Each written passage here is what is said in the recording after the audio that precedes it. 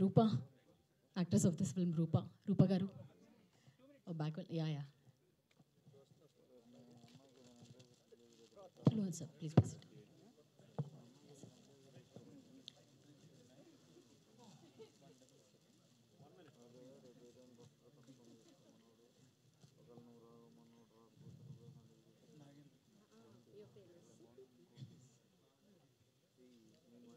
కృష్ణ ప్రసాద్ గారిని రూపా గారికి కూడా బొకే ప్రజెంట్ చేయాల్సిన రిక్వెస్ట్ చేస్తున్నాం.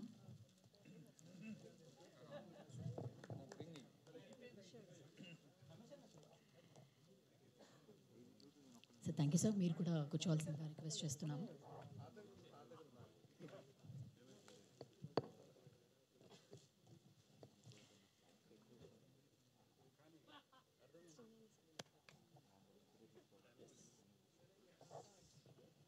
రైట్, ఇంకా Q&A మొదలు పెడదాం. వాళ్ళు కూర్చోకుండా మాట్లాడు. అంటే ఫస్ట్ ఆఫ్ ఆల్ మీ అందరికీ congratulations for bringing out such a wonderful entertainer. And ఎందుకంటే ప్రియదర్శి మీద ఎంటర్టైన్మెంట్ పండించడం అన్నది చాలా సులభం, ఎందుకంటే is a wonderful entertainer. But దాన్ని దాటి కోర్టుతో మామూలుగా కొట్టలేదు ఈ రోజున ఏపీలో. So for all the team it is another a bonus after such a wonderful super duper hit me cinema రావడం అన్నది. మీ అందరి టైం బాగుందని చెప్పడానికి ఇదే ప్రధానమైన నిదర్శనం, ఇంకోటి అక్కర్లేదు. ఆయన టైం బాగుండడం వల్ల ఆపేసుకున్నాడు రిలీజ్, ఆయన కోర్టు తర్వాత వస్తున్నాడు కాబట్టి ఫర్ బెస్ట్ విషెస్. కాకపోతే as far as you concerned Darshi, కోర్టులో ఒక కైండ్ ఆఫ్ క్యారెక్టర్ అది.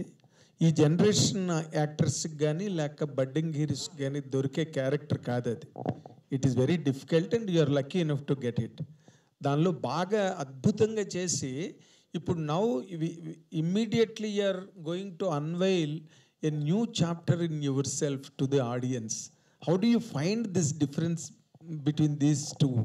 Wear do you place your self?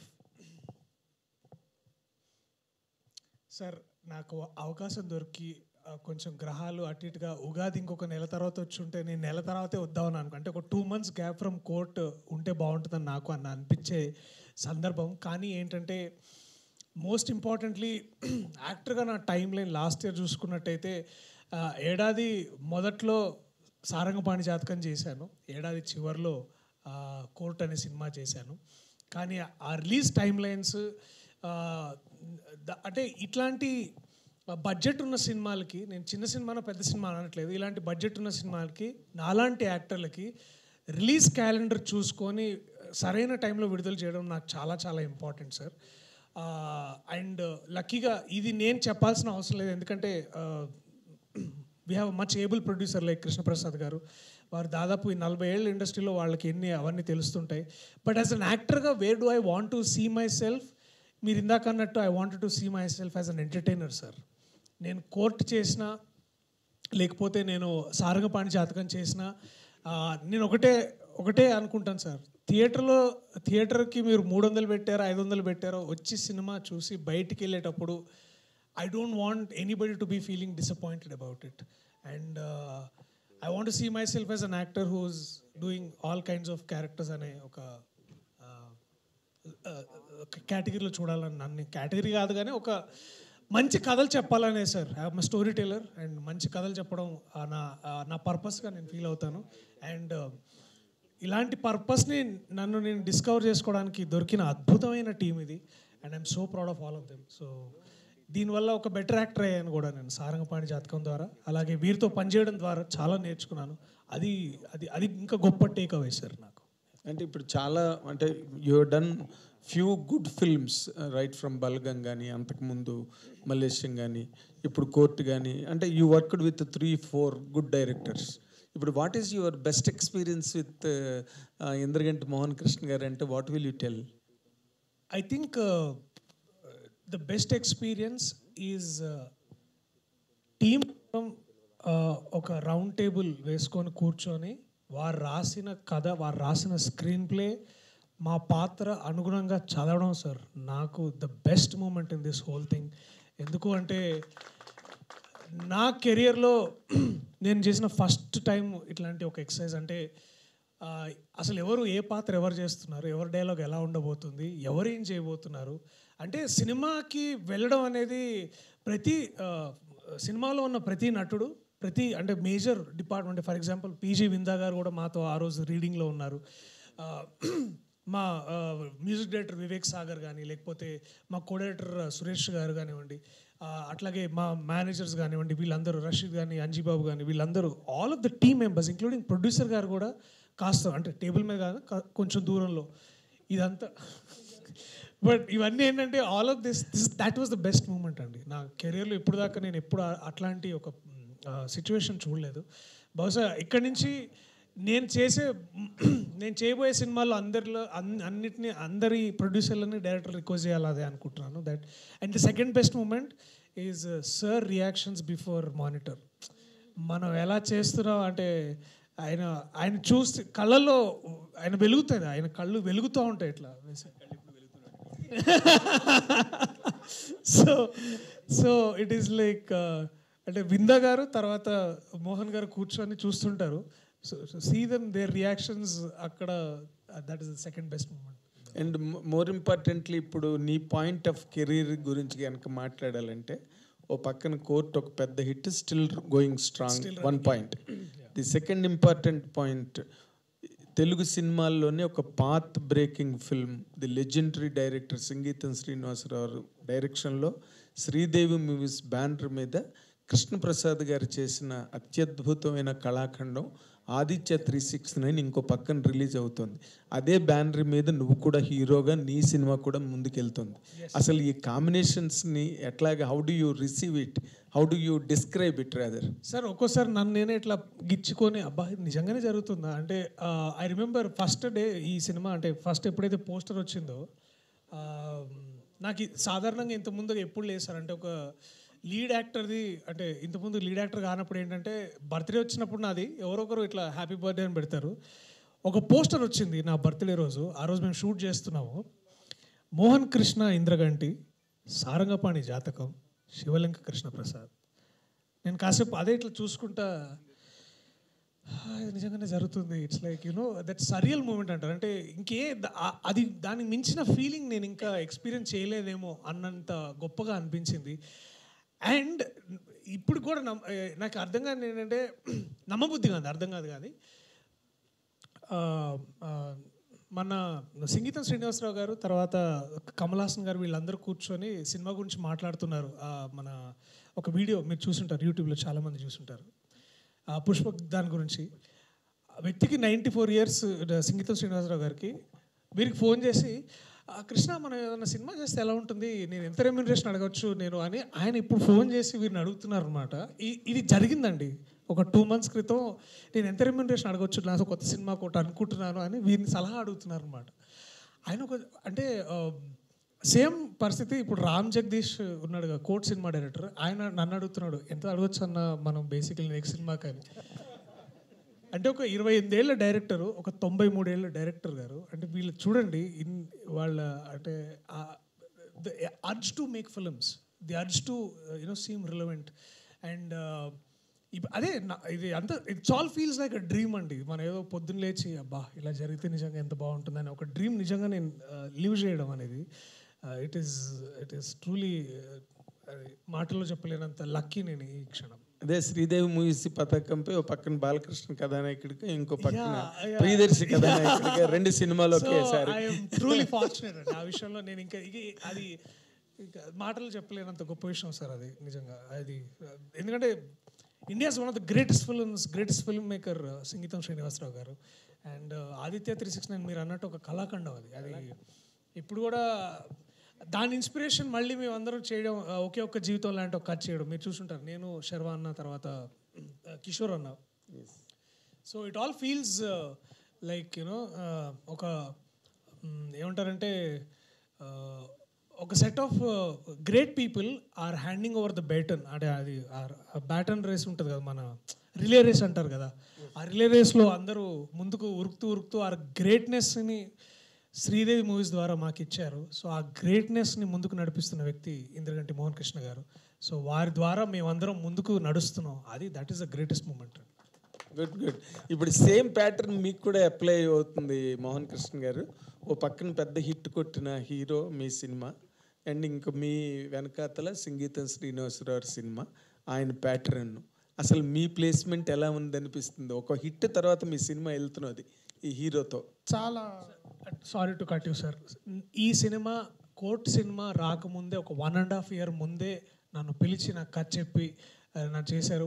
This hit is just an advantage sir. ఆ కోర్ట్ సినిమా దీని తర్వాత వచ్చినా కూడా వారు చూపించిన అభిమానం కానీ వారు చూపించిన నమ్మకం కానీ నిజంగా remarkable. Just wanted to add it sir before saying all of this. This is a paradoxical question rather, because ఒక ఆయన ముందు అసలు కోర్టు కన్నా ఈ సినిమా ముందు రిలీజ్ అవ్వాలి, మా అందరికీ మీడియా అందరికీ తెలిసిన విషయం అది. ఆ సందర్భంగా నేను వాళ్ళిద్దరిని ఇంటర్వ్యూలు కూడా చేయడం జరిగింది. But cinema was postponed during his personal reasons and which are business also. కానీ బట్ ఆయన ఇప్పుడు బ్రహ్మాండంగా కోర్టు లాయర్గా చూసి బ్రహ్మాండంగా ఆడుతున్న సినిమా, ఇమీడియట్గా మీది వెళ్ళేది ఎంటర్టైనర్ ఎలా రిసీవ్ చేసుకుంటారు సార్ మీ సినిమాని? దర్శి ముందర నుంచి కొంతమంది యాక్టర్లు సక్సెస్ని మీద బిల్డ్ చేసుకుంటూ వెళ్తారండి. నా దృష్టిలో దర్శి లాంటి నటుడు వైవిధ్యభరితమైన నటన చేయగలిగే వాళ్ళు, వాళ్ళ అభినయం వాళ్ళ నటనా పటిమతోనే ముందుకెళ్తారు. అలాంటి నటుడు దర్శికి జయాపజయాలు అనేవి నా దృష్టిలో భవిష్యత్తులో కూడా అవి పెద్ద రెలవెంట్గా ఉండవు. అతను ఎప్పుడు అపజయం పాలు కాడు నాకు అనిపిస్తుంటుంది నటుడు కింద. సో అలాంటి తను చెప్పింది కూడా ఏంటంటే, ఇది యాక్చువల్లీ మేము ఎప్పుడో స్టార్ట్ చేసి డిసెంబర్కే మా సినిమా అయిపోయింది. అండ్ ఆ తర్వాత నాకు కోర్టు గురించి నేను అడపదడప వింటూ ఉన్నాను. నాకు ఎందుకో I was very confident that film is going to do very well. ఎందుకంటే నాని నాకు గుర్తుంటే చాలా రోజుల క్రితం వేరే ఏదో ఫంక్షన్లో ఆ అబ్బాయిని పరిచయం చేశాడు, రామ్ జగదీష్ని పరిచయం చేసి, ఈ కుర్రాడు గురించి మీరు చాలామంది మాట్లాడుకుంటారు మా సినిమా వచ్చిన తర్వాత అని చెప్పాడు. తర్వాత నాని డార్లింగ్ ప్రమోషన్ అనమాట. తర్వాత నాని నాకు పర్సనల్గా ఫోన్ చేసి, సార్ నన్ను పిలిచినప్పుడు ప్రీమియర్ సార్, జనరల్గా నాని అలా అంత బలంగా ఎప్పుడైనా ఇన్వైట్ చేస్తే తప్పకుండా రండి సార్ అలా ఉంటుంది. సార్ నేను ఈ సినిమా చూసాను, నిజంగా చాలా బాగుంది, మీరు తప్పకుండా రండి, you will like it, particularly మీకు నచ్చుతుందని చెప్పాడు. సో నాకు ముందు నుంచి ఆ సినిమా ఎప్పుడు మనకు సంబంధించిన నటుడు మన సినిమాలో చేస్తున్నట్టు ఒక విజయాన్ని అందుకున్నాడు. ముఖ్యంగా ఒక మంచి సినిమాలో, ఒక అర్థవంతమైన సినిమాలో, ఒక ప్యాషనేట్గా రకరకాల మార్గాల్ని ఎంచుకోకుండా విభిన్నంగా చేసి విజయం సంపాదించిన సినిమాల్లో చాలా పెద్ద విజయంలో భాగమయ్యాడు అని అంటే అది ఆర్థికంగా నిర్మాతకి ఎలాగో ఉపయోగపడుతుంది, కానీ ఒక దర్శకుడిగా నాకు చాలా ఆనందం కలుగుతుంది.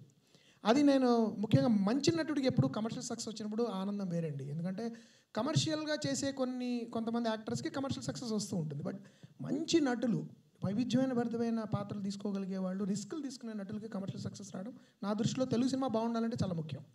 అందుకని ఆ పాయింట్ ఆఫ్ వ్యూలో నుంచి నేను చాలా వ్యక్తిగతంగా దర్శి పట్ల నేను చాలా గర్వపడుతున్నాను. అంత మంచి సినిమా ఆ టైంలో మీరు అన్నట్టు ఇందాక అలాంటి పాత్రలు తొందరగా రావు, వచ్చినప్పుడు మెప్పించలేకపోతారు కూడా. ఒక్కప్పుడు మెప్పించగలగడం, దాని ద్వారా కమర్షియల్ సక్సెస్ రావడం. ఇంకా ఆనందం కలిగించే విషయం ఏంటంటే అది ఆర్థికంగా అది చాలా ఈ సినిమాకి ఒక రోడ్ వేయడం అనేది జరుగుతుంది ఒక మంచి సినిమా వచ్చినప్పుడు. దానికంటే ముఖ్యంగా నిజంగా దర్శి ఎంత వైవిధ్యభరితమైన నటుడు, నిజంగా ఎంత కొత్తగా చేయగలడు. ఒక ఉదాత్తమైన గంభీరమైన పాత్ర కోర్టు లాంటి సినిమాలో.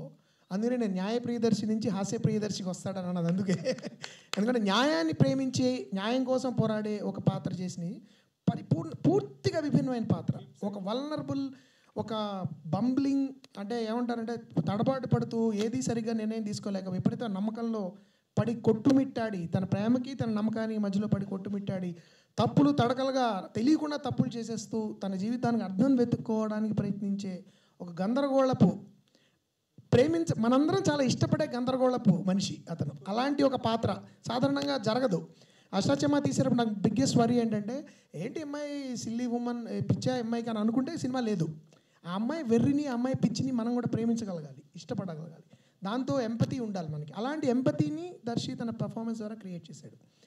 అందుకని నాకు ఎప్పుడు విభిన్నమైన పాత్రలు చేసేవాళ్ళు అంటే చాలా ఇష్టం. అంటే ఒక మూసలో వెళ్ళిపోకుండా ఒక సినిమాకి ఇంకో సినిమా పూర్తిగా పోలిక ఉండకూడదు.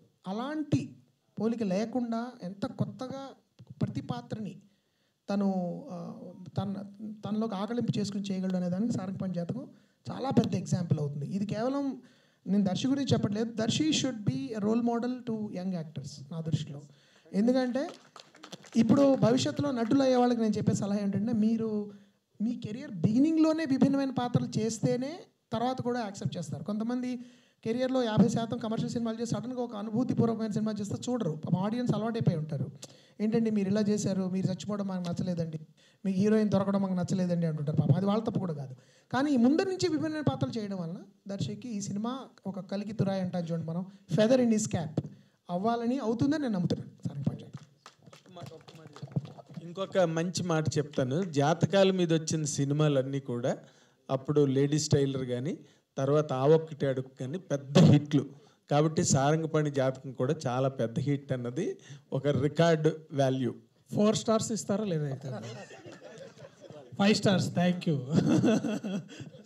Sir. Endaragaddi garu, first of all stage మీద అందరూ పాజిటివిటీ ఉన్న వాళ్ళందరూ కూర్చొని ఉన్నారు. జీరో ఈగోస్ అందరికీ. అంతా చూస్తుంటే చాలా ఆనందంగా ఉంది సార్. ప్రొడ్యూసర్ గారు తప్ప ఎవరూ జాతకాలు నమ్మేవాళ్ళు కాదు, మీరు నలుగురు కూడా. మీరందరూ టీమ్ అప్ అయ్యి ఈ సినిమాలో దిగగలిగారు అంటే అందరు నమ్ముతారా? అంటే నమ్మకం అనేది వ్యక్తిగతం అండి. నేను ఇప్పుడు ఈ సినిమాలో ముఖ్యంగా నేను చెప్పదలుచుకున్నానంటే వ్యక్తిగత నమ్మకాలని మేము అస్సలు వేళాకోళం చేయం ఈ సినిమాలో. ఎవరి నమ్మకాలు వాళ్ళవి. నమ్మకం అనేది నా దృష్టిలో వెరీ ప్రైవేట్, అది రుద్దకూడదు జనాల మీదకి. కానీ ఎప్పుడైతే నమ్మకం మూఢనమ్మకంగా మారుతుందో అప్పుడు ఒక వ్యక్తి జీవితం ఎంత గందరగోళం అయిపోతుంది. తన జీవితం కాకుండా చుట్టుపక్కల వాళ్ళ జీవితం కూడా ఎంత గందరగోళం చేస్తాడు ఆ వ్యక్తి అనే ఒక చిన్న ఏమన్నా వార్నింగ్ ఈ సినిమా. అలా అని చెప్పి ఉపన్యాస ధోరణులు తర్వాత సూక్తి శుద్ధులు ఉండవు ఈ సినిమాలో. కేవలం పరిపూర్ణ హాస్యరసభరితంగా నడుస్తూ ఏమైనా మనం చెప్పదలుచుకుంది కూడా అది అలా హాస్యభరితమైన డైలాగ్లోనే వెళ్ళిపోతుంది తప్ప ఎవరైనా తరచి చూడదలుచుకుంటే ఏదైనా కనబడుతుంది. లేదంటే అది మంచి ఒక క్యారెక్టర్ డ్రివెన్, స్టోరీ డ్రివెన్, ఒక రకరకాల విచిత్రమైన పాత్రలు కలిసిన ఒక కథలాగా చెప్పాలని ప్రయత్నించాం. కాబట్టి ఇందాక ఆయన నాగేంద్ర గారు అన్నట్టు మన చేతుల్లో జరిగేది ఎలాగా జరిగిపోతుంది, మనం దాని గురించి వరి అవ్వడం వేస్ట్.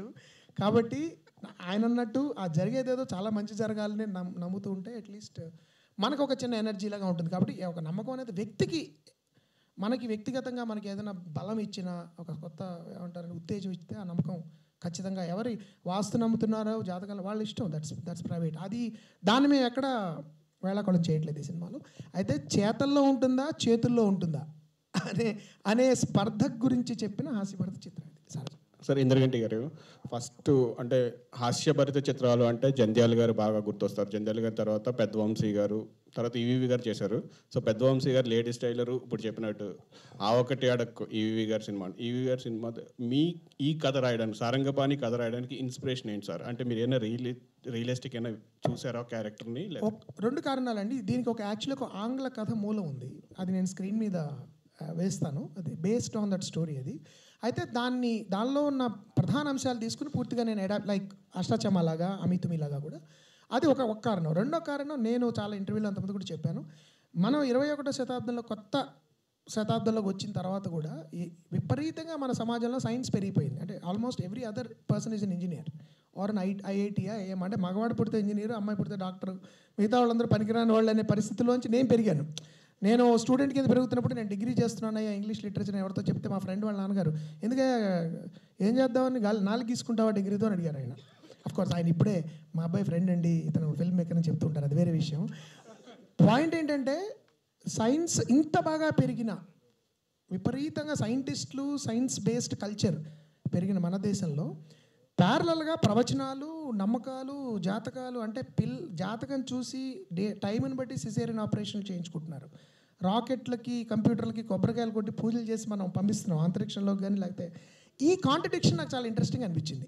ఈ వైరుధ్యం ఒకటి ఉంది మన సంస్కృతిలో. ఏంటంటే ఒక పక్కన ఎంత సైంటిఫిక్గా మనం ఒక లోకో ట్రైన్ని లాంచ్ చేసినా కొబ్బరికాయ కొట్టి దండేస్తాం.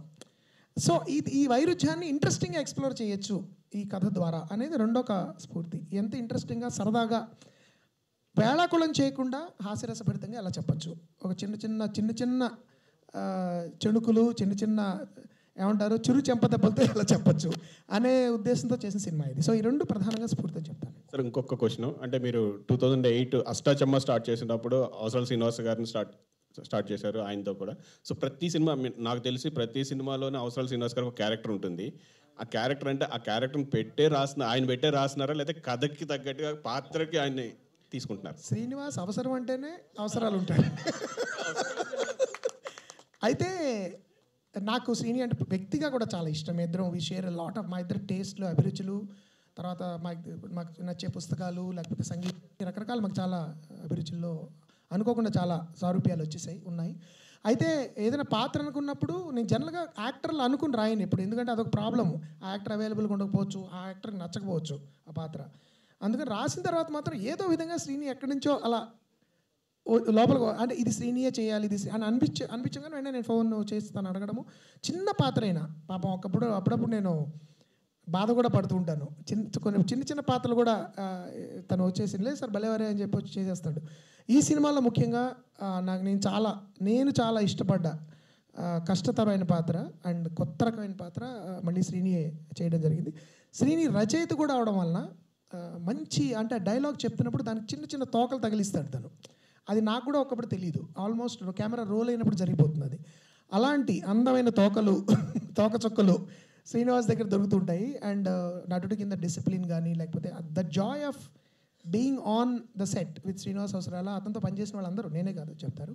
సో అందుకని శ్రీని చెప్పినట్టు చాలా అవసరం ఉన్నప్పుడల్లా శ్రీని గుర్తొస్తుంటాడు. కాబట్టి Srinivas Avasarala is an integral part of my creative world. Srini garu question మీకండి. సో ఇంద్రగంటి గారు వెండితెరకు మిమ్మల్ని పరిచయం చేశారు, అప్పటి నుంచి ప్రతి సినిమాలో చేస్తున్నారు క్యారెక్టర్. ఆయన మీకు రెమ్యులేషన్ ఇస్తున్నారా లేదంటే మీరు గ్రాటిట్యూడ్గానే పనిచేస్తున్నారా? హార్డ్ కోర్గా అంటే మీ డైరెక్షన్ కూడా ఆఫ్ చేసి ఆయన సినిమాల్లో చేస్తుంటారు? లక్కీగా ఆయన ప్రొడ్యూసర్ డైరెక్టర్ కాదు కాబట్టి ఇప్పటిదాకా సమస్య రాలేదండి. ఆయన ఎప్పుడైనా రైటర్ ప్రొడ్యూసర్ అయినప్పుడు మాత్రం ముందు డబ్బులు మాట్లాడిన తర్వాత పాత్ర మాట్లాడుకుందామని అడుగుతాను. Okay sir, all the best sir. Thank you so much. Roopa garu, Indraganti Mohan Krishna గారి సినిమాలు అంటేనే లేడీస్ క్యారెక్టర్ చాలా పవర్ఫుల్గా ఉంటాయి, ఇండివిజువల్గా ఉంటాయి. మీ క్యారెక్టర్ ఇందులో ఎలా ఉండబోతుందండి? నేను చాలాసార్లు ఇంద్రగంటి సార్తో కూడా అంటాను, నాకు పర్సనలీ ఆయన ఫిలిమ్స్ చాలా ఎంటర్టైనింగ్గా నచ్చుతాయి. ప్లస్ ఇంకా ఎక్కువగా నచ్చడానికి రీజన్ ఏంటంటే ఆయన సినిమాలో హీరోయిన్ పాత్రలు చాలా ఇంటెలిజెంట్ ఉంటారు, వాళ్ళకంటూ ఒక మనస్తత్వం ఉంటుంది, ఆత్మాభిమానం ఉన్న ఆడపిల్ల క్యారెక్టర్స్ ఎక్కువగా ఉంటుంటాయి. So it's not like they don't do some cute stuff around to impress someone, but ya they are cute indeed, but still ya they are intelligent. And అలాంటి ఒక ఆత్మాభిమానం ఉన్న అమ్మాయి, అంటే చాలా కెరియర్ ఫోకస్డ్ ఉన్న ఒక ఆడపిల్ల మైథిలి నా క్యారెక్టర్ పేరు ఈ సినిమాలో. So it's not only like a glamour doll kind of role, అంటే హీరోయిన్స్ అంటే అట్లా ఎక్స్పెక్ట్ చేస్తాం కదా, but it's Maithili is like so much career oriented. తన ఫ్యామిలీ కోసం, తన నమ్మిన విలువల కోసం ఎంత దూరమైనా వెళ్ళే ఒక ఆడపిల్ల. సో ఇలాంటి ఒక బ్యూటిఫుల్లీ రిటర్న్ క్యారెక్టర్స్ రావడం అనేది చాలా అరుదు.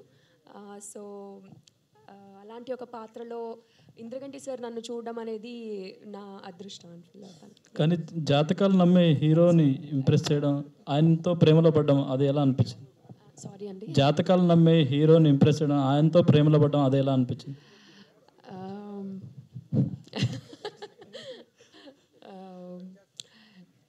ఎట్లా అనిపించిందంటే అది మీరు సినిమా చూస్తే ఎలా ఉంటుంది అనేది మీరే చూసి చెప్పాలి ఎలా ఉంది అనేది.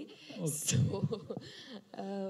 ఏం చెప్పాలి, I mean like it's very entertaining అండి. రేపు when somebody from opposite poles కలిసినప్పుడల్లా బాగుంటుంది కదా, ఎప్పుడు రెండు కాంట్రాస్టింగ్ మనుషులు కలిసినప్పుడు చాలా ఎంటర్టైన్మెంట్ జనరేట్ అవుతుంది, లైఫ్ కూడా చాలా బాగుంటుంది. ఎప్పుడు కూడా సిమిలర్ పర్సన్స్ ఉంటే బోరింగ్గా ఉంటుంది లైఫ్.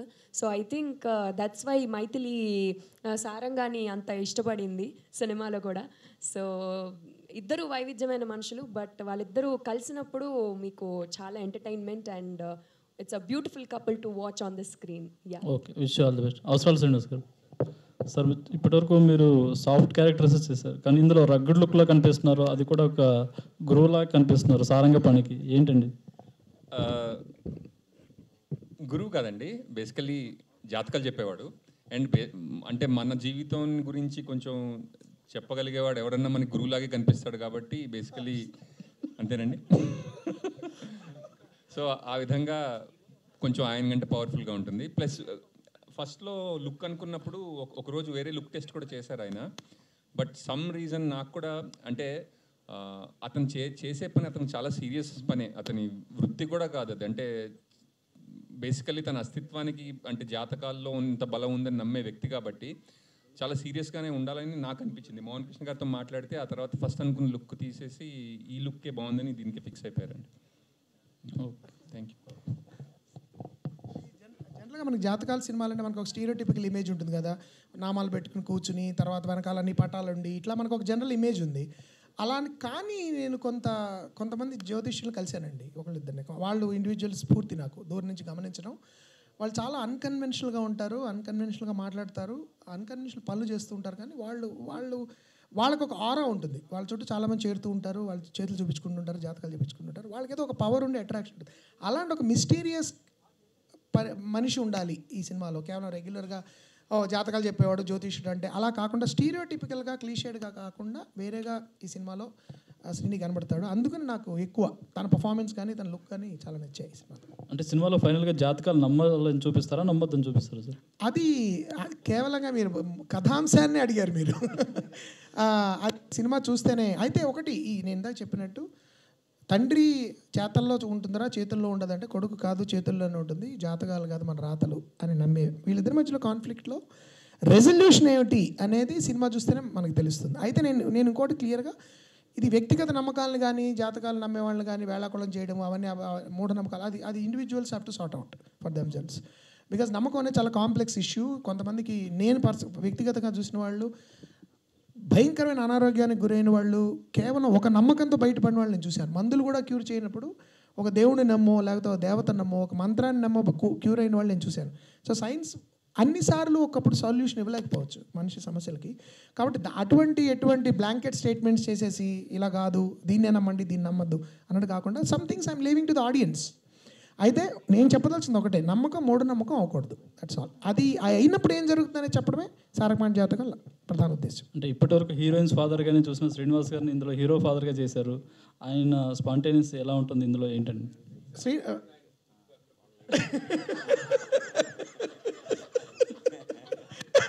శ్రీనివాస్ గారు చాలా మంచి యాక్టర్ అండి. ఆయన నాకు ఎప్పటి నుంచో తెలిసిన విషయం ఈ మధ్య తెలిసింది. నేను లైలా కాలేజీలో డిబేటింగ్ కాంపిటీషన్లో అమలాపురం ఎస్కేబిఆర్ కాలేజ్కి మేము రెగ్యులర్గా కాంపిటీషన్స్కి వెళ్తూ ఉండగా అక్కడ ఆయన మా సీనియర్ అని నాకు తర్వాత చాలా కాలం తెలిసిందనమాట.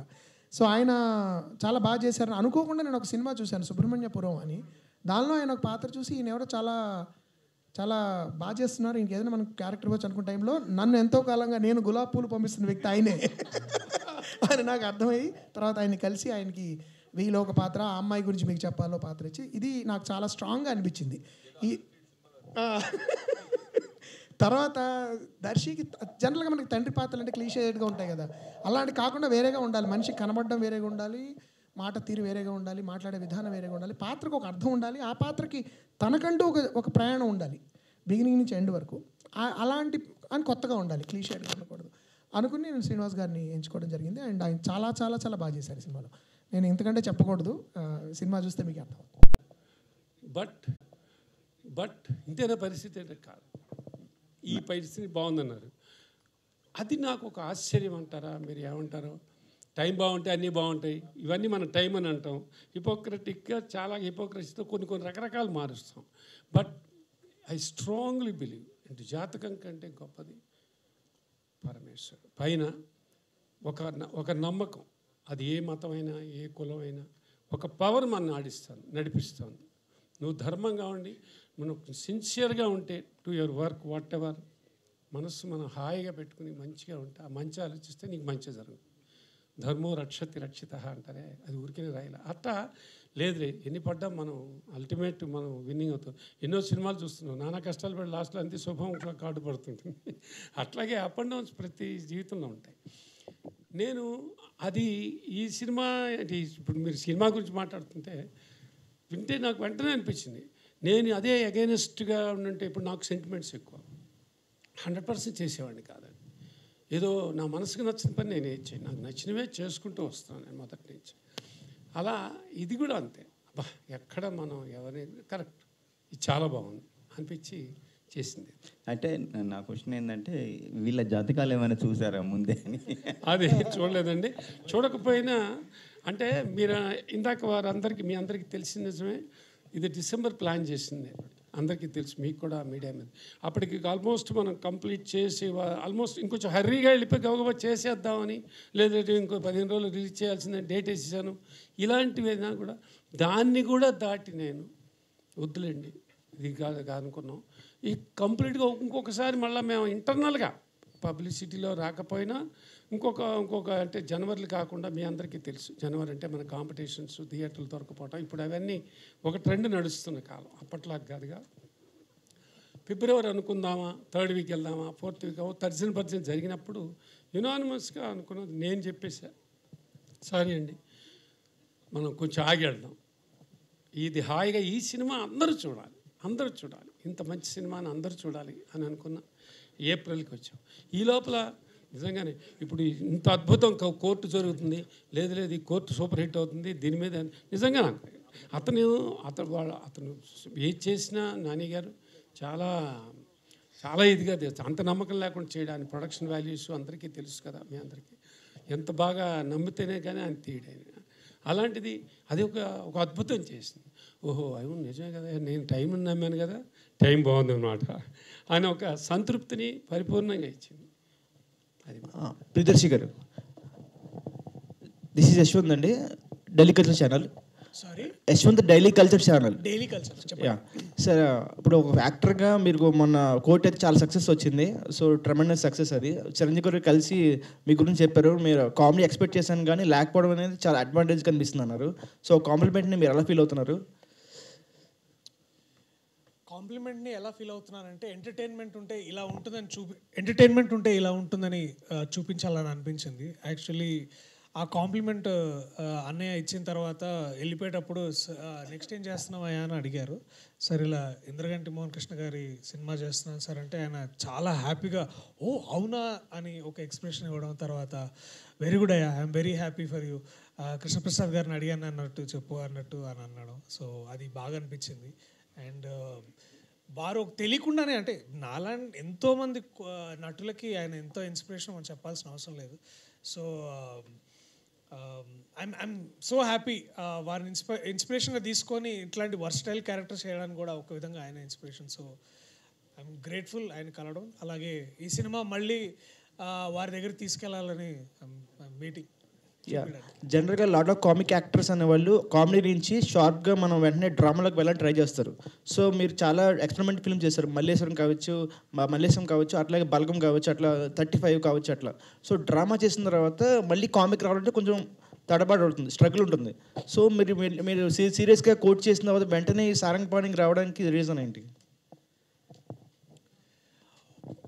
ఒకటి ఏంటంటే there is no specific strategy, నేను ఇలాంటి క్యారెక్టర్లు చేయాలి అని అట్లా కాకుండా నేను మంచి కథలు చెప్పాలని అనుకుంటాను. I see myself as a creator, story teller. And ప్రతి ఒక్కరూ ఇలాంటి కథలు మోర్ ఇంపార్టెంట్లీగా ఒక ఆడియన్స్గా నేను ఇలాంటి సినిమాలు చూడాలనుకుంటా. థియేటర్కి వెళ్ళి లేకపోతే ఇంట్లో నేను ఖాళీగా కూర్చున్నా కూడా మనం అందరం మంచి సినిమాలు చూడాలని అనుకుంటాం. సో అలాంటి కేటగిరీకి చెందిన మంచి సినిమాల్లో, మంచి కథల్లో ఇదొకటి నేను నమ్ముతున్నాను.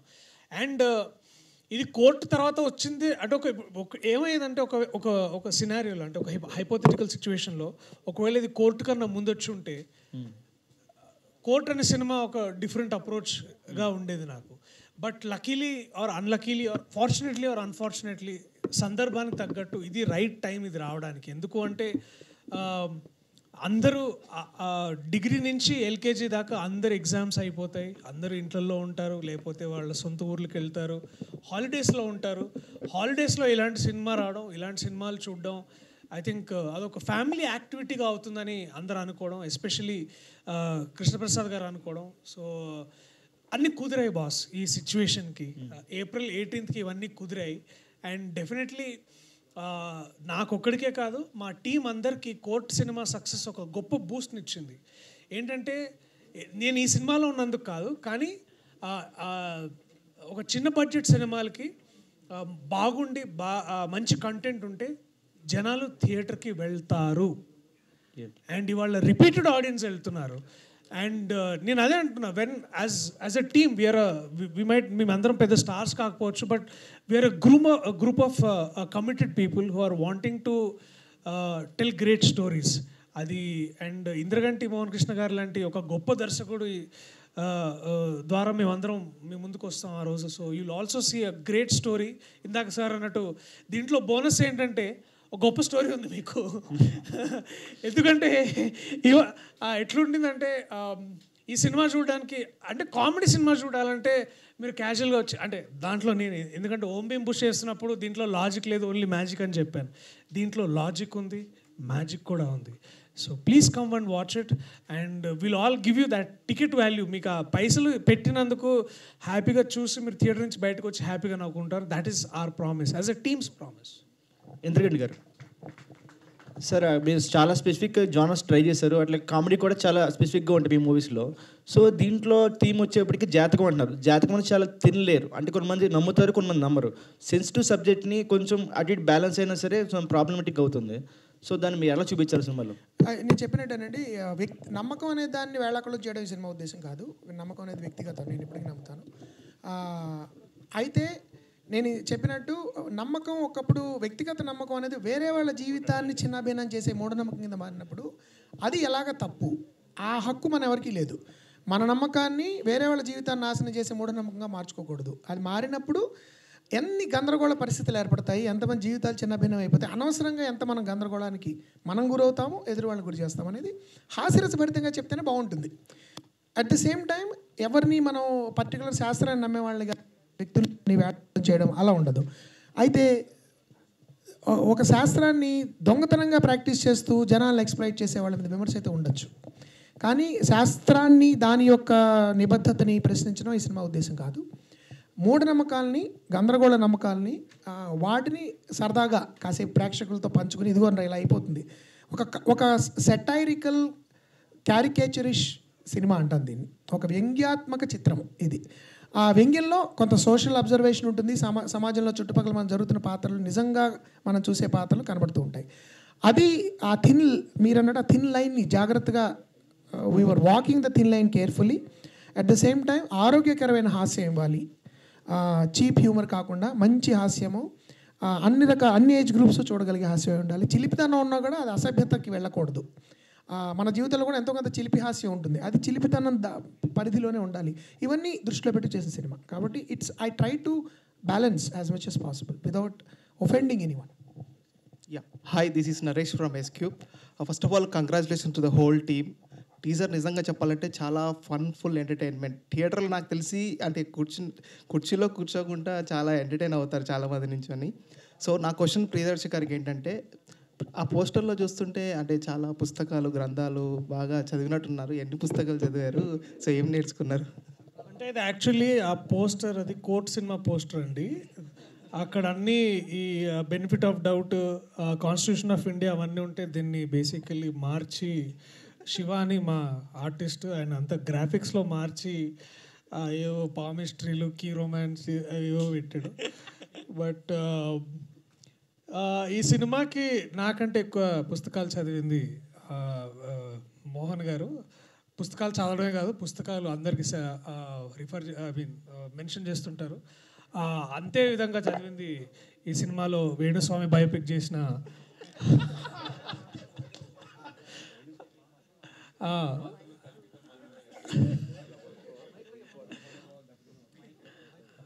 సో బేసిక్లీ ఆ పాత్ర చేసిన అవసరాల శ్రీనివాస్ అన్నయ్యకి, అలాగే వాళ్ళు బాగా చదివారు.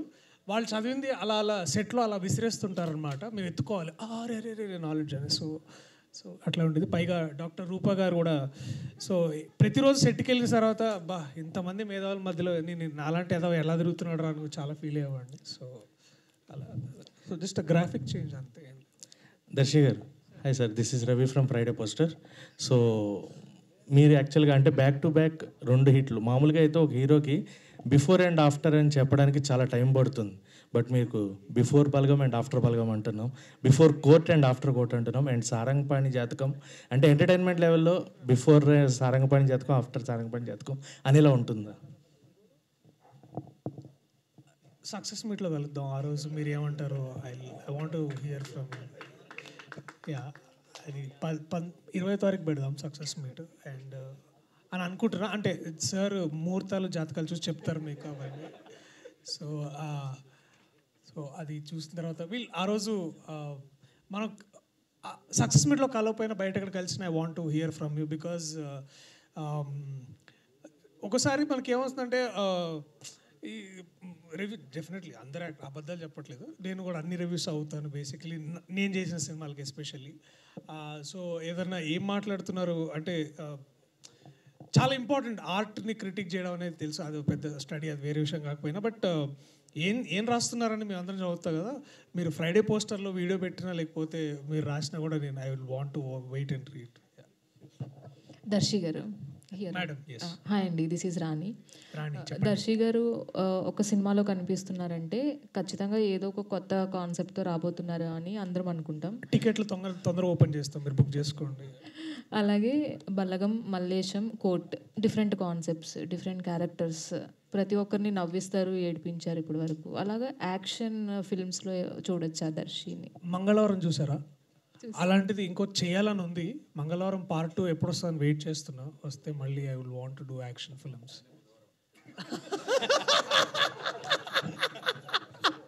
చూసారు కదా మా సెట్ ఎలా ఉందో మీరు గమనించవచ్చు బేసికలీ. సో యా, మంగళవారం తర్వాత బుధవారం, శుక్రవారం ఏదైనా వస్తే ఖచ్చితంగా నేను చేయడానికి రెడీ. దాంట్లో డైరెక్టర్ సార్ 20 years నుంచి ఇండస్ట్రీలో ఉంటూ కూడా 2 yearsకి ఒక సినిమా చాలా సెలెక్టెడ్గా చేస్తూ వస్తున్నారు. So any reason for that? సాధారణంగా నేను రచన నేనే చేస్తానండి. లిటరల్గా తెల్లకాగితంతో ప్రారంభమవుతుంది నేను రాసేది. కాబట్టి నాకు రచయిత ఒక టీమ్ ఆఫ్ రైటర్స్ ఉండడము, వాళ్ళు రాయడము, అలాగా నాకు అవసరం అంటే అవకాశం రాలేదు, నాకు పెద్దగా జెల్లవలేదు. కాబట్టి ఎప్పుడు ఒక రచన మీరు మొదలెట్టినప్పుడు తెల్లకాగితం మీద దాని వైపే చూస్తూ ఒక నెల గడిచిపోతుంది ఏం రాయాలి అని. కాబట్టి 6 నెలల నుంచి దాదాపు 8 నెలల వరకు ఒక స్క్రిప్ట్ రాయడము, దాన్ని రివైజ్ చేయడము, ఈ ప్రాసెస్ ఉంటుంది. తర్వాత కాస్టింగ్, తర్వాత నిర్మాత దొరకడము, నా కథలకి నాకు నచ్చిన నన్ను నమ్మే నిర్మాత దొరకడము, నా అభిరుచిని గౌరవించే నిర్మాత దొరకడం, ఇది కొంత టైం పడుతుంది. తర్వాత నటులు. అందుకని జనరల్గా ఎప్పుడు నాకు 2016, 17, 18 నేను చాలా ఫాస్ట్గా చేశాను. 16 జెంటిల్మన్, 17 అమితమి, 18 సమోహనం. నా జీవితంలోనే ఫాస్టెస్ట్ మూవ్మెంట్ అది. బట్ తర్వాత కోవిడ్ రావడం దానివల్ల కూడా. బట్ జనరల్లీ ఒక ఏడాది అయితే రైటర్ డైరెక్టర్కి మినిమం 1 year, అంటే మీరు సీరియస్ రైటర్ అయితే మీరే మొత్తం మొదటి అక్షరం నుంచి చివరి అక్షరం వరకు రాసి దాన్ని మళ్ళీ ఇందాక దర్శి చెప్పిన రీడింగ్ సెషన్స్ చేసి రిహార్స్ చేసి షూట్ చేయాలి అంటే it should take 1.5 years. That's నా దృష్టిలో న్యాచురల్ టైము. నా దృష్టిలో వీలైనంత వరకు ఒక జయాపజయాలు అతీతంగా నమ్మిందే చేయాలి. ఇంకోటి ఏంటంటే ఎవరు నిరాహార దీక్షలు లేకపోతే ధర్నాలు చేయలేరు, మీ నెక్స్ట్ సినిమా ఎప్పుడని చేయరు కదా. మనం తీసేదేదో కాస్త వాళ్ళ టైంని, వాళ్ళ డబ్బుని వాళ్ళ గౌరవించేలాగా, విలువించేలాగా మ్యాక్సిమం ప్రయత్నించడంలో అప్పుడప్పుడు విఫలం అవ్వచ్చు. బట్ అట్లీస్ట్ నా వైపు నుంచి ఆ ప్రయత్నం ఉండాలి. కాబట్టి ఆ టైం తీసుకోవడం జరుగుతుంది. మంచి యాక్టర్ దొరకడము, మిగతా కూడా అనుకూలించడానికి టైం పడుతుంది. కాబట్టి దట్స్ ద రీజన్. నాకు యాక్చువల్లీ ఇంకా ఫాస్ట్గా చేయాలని ఉంది. కాబట్టి హోప్ఫుల్లీ ఇంకా కొన్ని కథలు కొంచెం తొందరగా రాయడానికి ప్రయత్నిస్తాను ఇఫ్ పాసిబుల్. ఒక చిన్న జోక్ అండి. ఒకసారి నేను పక్కనే ఉన్నాను, ఈయన జాతకం చెప్పించుకుంటున్నారు. జాతకం చెప్పించుకుంటూ డేట్ ఆఫ్ బర్త్ ఎప్పుడు అంటే 72 అన్నారు. అప్పుడు చెప్పే ఆయన 1972 సార్ 1872 అని అడిగాడు ఆయన. సార్ 1872 అయితే పాటికి ఇంకో 2 సినిమాలు తీసుండేవాడు కదా. పర్ఫెక్ట్ టీమ్ అండి, ఒక పర్ఫెక్ట్ సక్సెస్కి all the very best. Thank you so much. Mohan Krishna garu hi అండి. This is Sharath from Telugu అండి. ఆల్రెడీ మనం ఇంటర్వ్యూలో చాలా మాట్లాడుకున్నాం ఇంతకుముందు. అండ్ మీ ఫిలిమ్స్ పర్టికులర్లీ చూసుకుంటే లైక్ అష్టాచమ్మ నుంచి ఇప్పటి వరకు కూడా ఇప్పుడున్న ప్రజెంట్ జనరేషన్ వాళ్ళందరికీ కూడా యూ ఫిలిమ్స్ ఆర్ లైక్ ఒక మంచి ఎండలోంచి బయట నుంచి లోపలికి రాగానే ఒక చల్ల గాలి తోలుతుంది కదా, అలాంటి ఫిలిమ్స్ అనమాట మీవి. Thank you. సో వై అంటే ఒక్కొక్కసారి అంటే ఆ మూవీ పర్సెప్షన్ అంటే ఆ టైం వల్లనో లేదా చూసే ఆడియన్స్ వల్లనో ఒక్కొక్కసారి ఎందుకంటే మోహన్ కృష్ణ గారి ఫిల్మ్స్ కొంచెం ఎక్కడానికి కొంచెం టైం పడుతుంది జనరల్లీ, ఇది ఉన్న సేయింగే. అది ఎందుకు అనుకుంటున్నారు లైక్ ఆ పర్సెప్షన్ వలన? బట్ చాలా ఫిల్మ్స్ అమోహనం కానీ అమీతుమి కానీ అష్టాచమ్మ ఇప్పటికి చూసుకున్నా ఇట్స్ లైక్ రిపీట్ వాల్యూ ఎక్కువ ఉన్న ఫిల్మ్స్ మీ ఫిల్మ్స్ అన్ని. లైక్ ఇప్పుడు మన తెలుగు ఇండస్ట్రీలో మంచి క్లాసిక్ సినిమాలు ఎవరు తీస్తారు మంచి సినిమాలు అంటే ఇంద్రగంటి గారి పేరు ఉంటుంది డెఫినెట్. సో ఎందుకు అంటే why that one point? Probably one of the reasons నాకు అంటే మీరు అన్నది నేను కూడా అప్పుడప్పుడు ఆలోచిస్తూ ఉంటానండి. ఎందుకంటే ఇందాక రామ్ జగదీష్ అండ్ సంగీతం గారి లాగా నేను కూడా ఆ ప్రశ్న అడుగుదామని చాలా ఆశపడేవాడిని. ఎంత అడగచ్చండి నెక్స్ట్ సినిమాకని. బేసిక్లీ ఏంటంటే one of the reasons could be that నా రచన, ఇది నేను అహంకారంతో చెప్పట్లేదు, నన్ను నేను తరచు చూసుకున్నప్పుడు నాకు అనిపించింది నా రచన కొంచెం క్లీషేస్కి దూరంగా ఉంటుంది. అంటే జనరల్గా మీరు సినిమాల్లో చూసే కొన్ని పడికట్టు రాళ్ళు ఉంటాయి కదా, హీరో ఇంట్రడక్షన్ అంటే ఇలా ఉండాలి, హీరోయిన్ అంటే ఇలా ఉండాలి, విలన్ అంటే ఇలా ఉండాలి, ఇలా మాట్లాడాలి, వాటికి కొంచెం భిన్నంగా ఉన్నప్పుడు కొంచెం టైం పట్టచ్చు అది జనాల్లోకి వెళ్ళడానికి, లేకపోతే చొచ్చుకుని పోవడానికి, వాళ్ళకి అర్థం చేసుకోవడానికి కొంచెం టైం పట్టచ్చు. కానీ నేను ఎప్పుడు 20 ఏళ్ళుగా నేను సినిమాలు తీసి ఇంకా తీయగలుగుతున్నానంటే నాకున్న ఒకే ఒక బలం నా ప్రేక్షకులు. ఎందుకంటే ఇప్పటివరకు వేరే రకమైన బలాలు నాకు లేవు. ఎందుకంటే నాకు ఫైనాన్షియల్ బ్యాకింగ్ కానీ, ఇండస్ట్రీలో నాకున్న బంధువులు నేను కింద పడిపోయిన లేపి నన్ను ప్రాప్ చేసి నిలబెట్టేవాళ్ళు నాకు ఎవరు లేరు. కాబట్టి I have to only trust my audience and trust there ability to support me. So రిపీటెడ్గా వాళ్ళు కొంచెం ఆలస్యంగానే నన్ను సపోర్ట్ చేస్తూ నా సినిమాలు చూసి బాగున్నాయని నేను గుర్తించుకుని ఒకళ్ళిద్దరు నాకు ఎప్పుడు నచ్చేది ఏంటంటే, ఎప్పుడైనా ఏదైనా ఒక చెడ్డ సినిమా చూసినప్పుడు ఏంటి ఇక్కడ మనం ఇంకా అయిపోయిందేమో, ఇంకా ఇలాంటి సినిమాలు కూడా చూస్తున్నారని అనిపించినప్పుడు ర్యాండమ్గా ఎవరో రోడ్డు మీదో లేకపోతే షాపింగ్ మాల్లో కనబడి, అంటే విచిత్రమైన ప్లేసెస్లో డెకాథలాన్ లాంటి ప్లేస్లో కనబడి మీ కనుల్లో తడిగా పాట చాలా ఇష్టం అండి అంటారు. లేదంటే డెకాథలాన్ అంటే స్పోర్ట్స్ గేర్ అమ్మే చోట, అక్కడ మనకి ఊహించాం ఇలాంటి వాళ్ళండి. ఇంకోళ్ళు ఎవరో కనబడి, మోహన్ కృష్ణ గారు మీరు మాలాంటి వాళ్ళు తరచుగా సోషల్ మీడియాలో ఉండరండి, మీకు కనబడము, మీకు పదే చెప్పే, కానీ మేము ఉన్నాము, మేము మీ సినిమాలు చూస్తాము, మీ సినిమాలు మేము చూస్తుంటాం, దయచేసి మీరు ఇలాంటి సినిమాలు చేయండి అని చెప్పేవాళ్ళు కనబడినప్పుడు అమ్మయ్య ఐఎమ్ స్టిల్ రెలవెంట్ అనిపిస్తుంది. సో అది నా దృష్టిలో ఇమ్మీడియట్గా ఎక్కేసిందా దిగేసిందా కంటే కూడా, because it's not, art is not some kind of a drug. I think art should be like you should saver it over a period of time. And ఒక్కొక్కప్పుడు ఆ నెమ్మదిగా సంమోహనం గురించి ఇప్పుడు కొంతమంది అలా రాశారండి, అందుకు అర్థమైందండి. అష్టాచమాల డైలాగు ఇందాక శ్రీని గురించి రూప అన్నట్టు ఆ డైలాగు 5 ఏళ్ల తర్వాత నాకు అర్థమైంది అంటే I will be even more happy actually. అందుకని బట్ అదొక ప్రిన్సిపల్గా చేసుకోకూడదండి. ప్రేక్షకులకి వీలైనంత సరళంగా ఇమ్మీడియట్గా అర్థమయ్యేలాగానే సినిమాలు తీయాలి. That's what I believe. ఒక్కొక్కప్పుడు ఆ ఆలోచన ధోరణి వలన, వాడిన భాష వల్ల కానీ, ఆ సెన్సిబిలిటీ వల్ల కానీ కొంచెం టైం పట్టచ్చు. But as long as the film stays with the audience, as long as the cherish it as valuable, I'd love to continue like that. And Sivalanka Krishna Prasad garu, the producer of the film, and మీరు అంటే like gentleman తీశారు already, మీ combination ఎప్పుడు repeat అవుతూనే ఉంటుంది. Like ఏంటి ఇంద్రగంటి మోహన్ కృష్ణ గారు ఎప్పుడు రెడీ అంటే అప్పుడు మీరు ప్రొడ్యూస్ చేయడానికి ఎందుకు అంత వాంటెడ్లీ ఉంటారు? అంటే ఒక మా ట్రావెలింగ్లో ఒక అండర్స్టాండింగ్ కానీ, అంటే ఫస్ట్ ఇప్పుడు జెంటిల్మెన్ చేసిన తర్వాత సమ్మోహనం మళ్ళీ నా మనసుకి నచ్చింది, చాలా బాగా నచ్చింది. 100% బాగుంటుంది. బ్యూటిఫుల్ లవ్ స్టోరీ, చాలా సెన్సిటివ్గా, చాలా కొన్ని సీన్స్ చాలా బాగున్నాయి.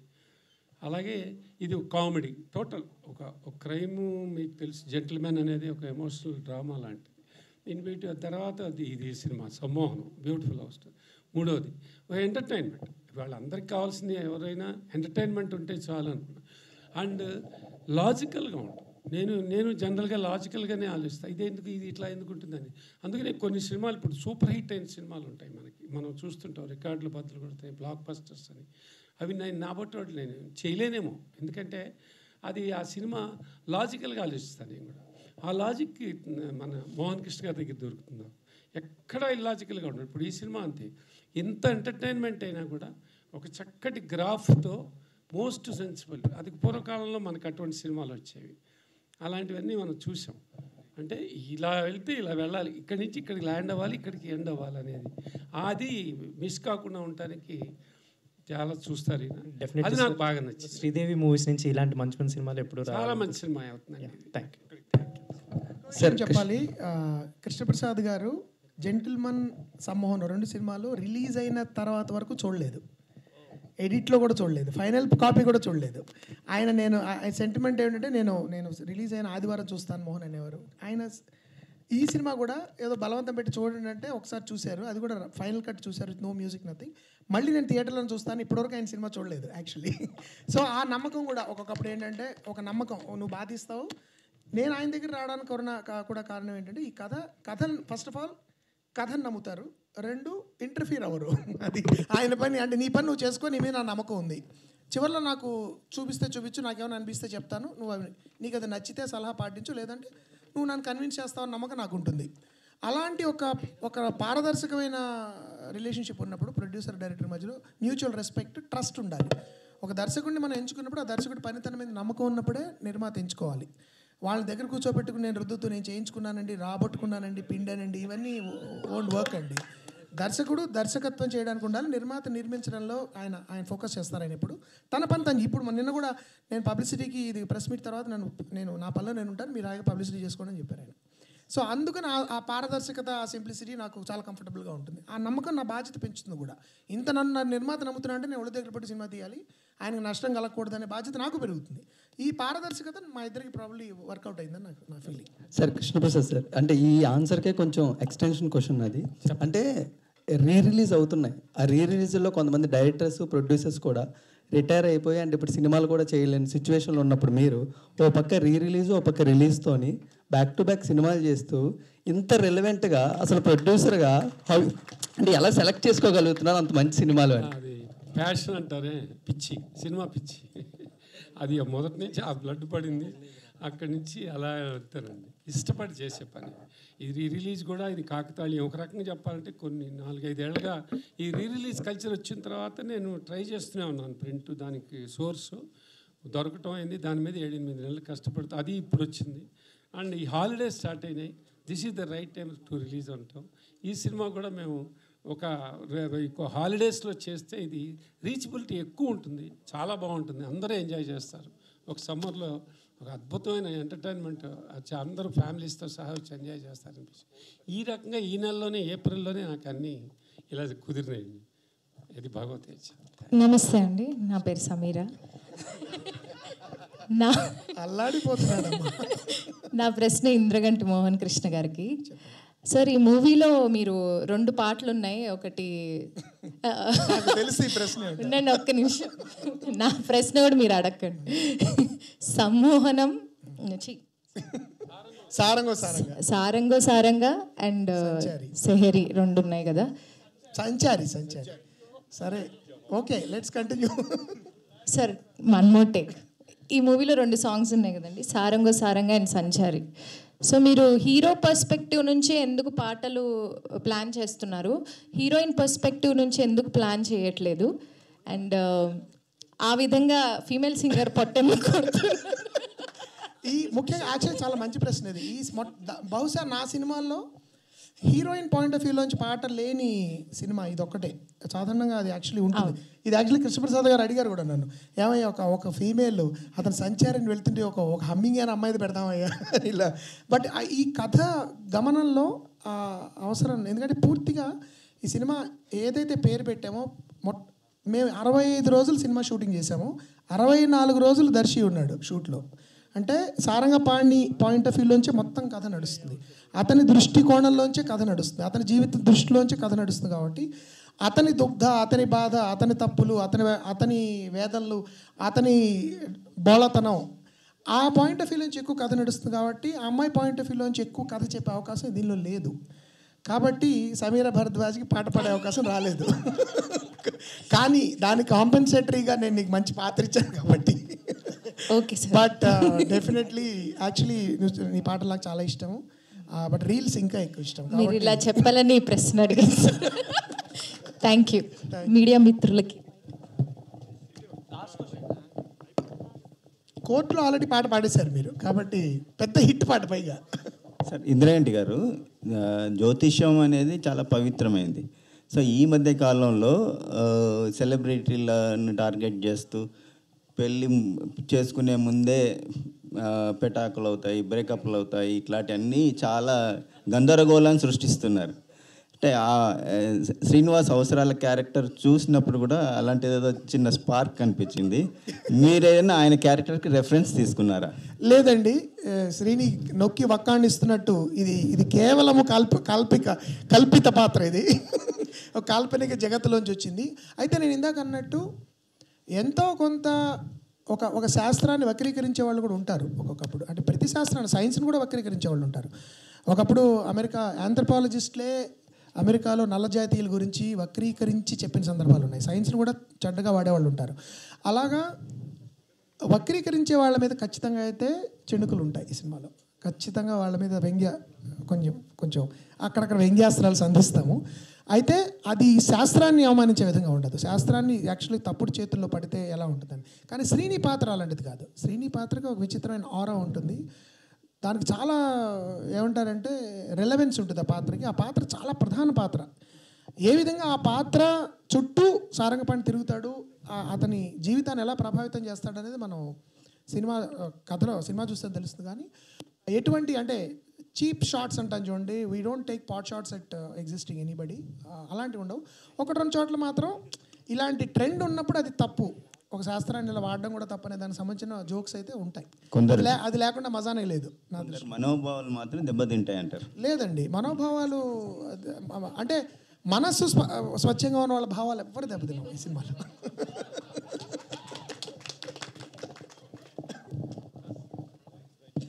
థ్యాంక్ యూ అండి. Thanks for the questions. Thank you very much అండి. Wishing you all the very best.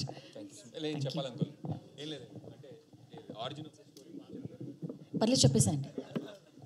అంటే ఫస్ట్ కాదండి, యాక్చువల్లీ ఫస్ట్ కథ అనుకున్నప్పుడు నిజంగా మీరు నాకు అంటే ఇదివరకు మనం దీన్ని వెరీ నేషన్ స్టేజ్లో డిస్కస్ చేసినప్పుడు ఇవేం లేవు బేసికలీ.